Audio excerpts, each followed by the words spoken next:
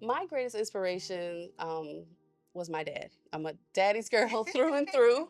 And I'm one of 9 siblings. We grew up in rural McClellanville, South Carolina, Charleston County, in the swamps. And there were 9 of us, and things were tough.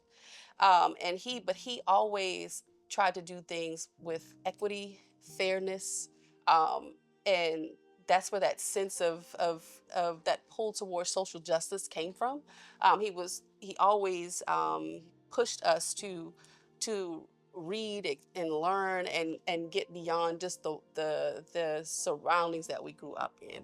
And so, him and my mother, they really tried to pour into us, even with the little resources that they had.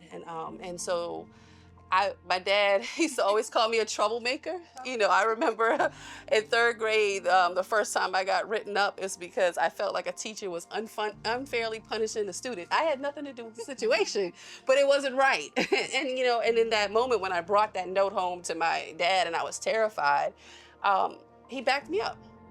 He said, I get what you're saying. He's like, there's a time and a place to raise your voice, and there's a time and a place to to speak out. And he said, they come with consequences. And when I was 16, there was on our bus route to school, there was a pipe that went under the road that constantly collapsed. I wrote the governor.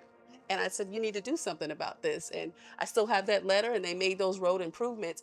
And my dad was there supporting me, and he read the letter with me. He encouraged me, and so I he helped me lean into that, and in those moments where my sense of justice and my sense of equity and fairness and the desire to work towards a more equitable community were being shaped and developed, I had their support.